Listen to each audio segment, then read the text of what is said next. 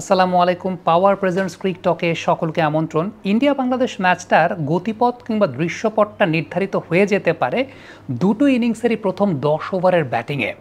ইন্ডিয়ার ক্ষেত্রে প্রথম ১০ ওভারের ব্যাটিংয়ে যদি বাংলাদেশ রোহিত শর্মাকে গ্র্যাব আপ করে ফেলতে পারে, বিরাট কোহলিকে গ্র্যাব আপ করে ফেলতে পারে, তাহলে বাংলাদেশ যেমন সম্ভাবনার জায়গাটায় টিকে থাকবে, ঠিক তেমনিভাবে বাংলাদেশের ব্যাটিংয়ের সময় প্রথম ১০ ওভার যদি বাংলাদেশ সার্ভাইভ করতে পারে, বাংলাদেশের এই ম্যাচটা জয়লাভ করার সম্ভাবনাটাও তত বেড়ে যাবে। এবং এক্ষেত্রে আমার কাছে ব্যক্তিগতভাবে মনে হয় যে তানজিদ হাসান তামিম এই প্লেয়ারটা একটা ক্রুশাল রোল প্লে করতে পারেন, কিংবা বাংলাদেশ যদি জয়লাভ করতে চায় তানজিদ হাসান তামিমের একটা ক্রুশাল রোল প্লে করা উচিত।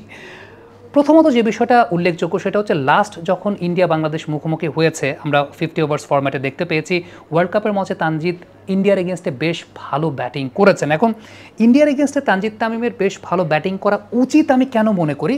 তানজিদের ল্যাকিংয়ের জায়গাটা যদি আমি বলি, যে তানজিদের ল্যাকিংটা কিন্তু যখন একজন পেস বোলারের স্টক লেন্থটা থাকে একটু পেছনের দিকে, অর্থাৎ শর্ট অফ লেন্থ, এবং বল এক্সট্রা বাউন্স ক্যারি করে, অর্থাৎ হাইট ক্যারি করে। ইন্ডিয়ার এই টিমটাতে কোনো পেস বোলার নাই যাদের স্টক লেন্থটা আসলে একটু পেছনের দিকে এবং এক্সট্রা হাইট ক্যারি করে। হ্যাঁ, মোহাম্মদ শামি আছেন, বাট মোহাম্মদ শামি ইনজুরি থেকে প্রত্যাবর্তনের পর তিনি আসলে কতটুকু সার্ভিস দিতে পারবেন এই টুর্নামেন্টে, সেটা একটা জায়গা দেখার ব্যাপার আছে। অ্যাপার্ট ফ্রম দ্যাট বুমরা নাই, বুমরার আসলে হাইটটা খুব বেশি ম্যাটার করে না, কিন্তু ইন্ডিয়ান পেস বোলারদের যে স্টক লেন্থটা থাকে সেই স্টক লেন্থটা তানজিদ হাসান তামিমের জন্য একটু উপযোগী বা একটু সহজ। তানজিদের প্রবলেমের জায়গাটা আপনারা যদি খেয়াল করে দেখেন, তানজিদ যখন বলে একটু এক্সট্রা হাইট পায়, এক্সট্রা হাইট পাওয়া বলগুলোর এগেনস্টে তানজিদের একটা ডিসিভিং ফ্যাক্টর আছে।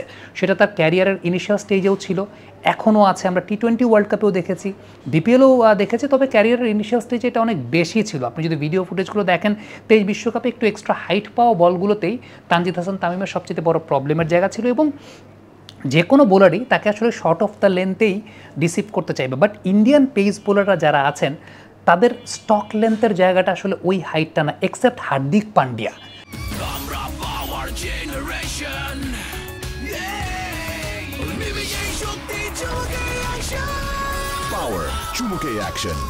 এখন হার্দিক পান্ডিয়া শুরুতে তো বোলিং করতে আসবেন না, আবার আসতেও পারেন। যদি এমন হতে পারে যে তানজিদ হাসান তামিমের জন্য পার্টিকুলারলি হার্দিককে দিয়ে নতুন বলটা শুরু করায় টিম ইন্ডিয়া, সেটাও হতে পারে। বাট নতুন বলে হার্দিক পান্ডিয়া কতটুকু কার্যকরী হবেন সেটা একটা দেখার বিষয় আছে।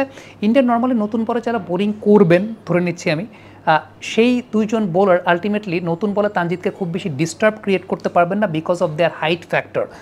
তানজিদের প্রবলেমের জায়গাটা হচ্ছে একটু ওভার বাউন্স করে যে বলগুলো, বা একটু হাইটে ডিসিভ তিনি হন। ইন্ডিয়ান পেস বোলারদের যে স্টক লেন্থ বা তারা যে হাইটটা জেনারেট করে থাকে সেটা তানজিদের জন্য অপেক্ষাকৃত ইজি আমার কাছে মনে হয়। এবং ব্যক্তিগতভাবে আমি মনে করি তানজিদ হাসান তামিমের তো একটা অন্তত 50 করা উচিত। তিনি যতক্ষণ ক্রিজে স্টে করবেন, প্রথম 10 ওভারে যে রানটা করে দিবেন, সেটা বাংলাদেশের জন্য একটা উইনিং ফ্যাক্টর বা ম্যাচের মোমেন্টামটাকে চেঞ্জ করার জন্য একটা বড় ফ্যাক্টর হলেও হতে পারে।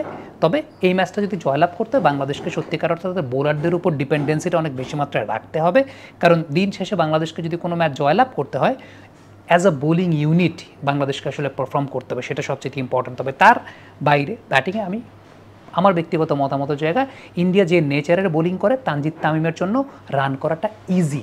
So let's hope for the best, Tanzid Tamim সেই রানটা করতে পারেন কিনা। Thank you very much. Comment বক্সে মন্তব্য মতামত জানতে চাই।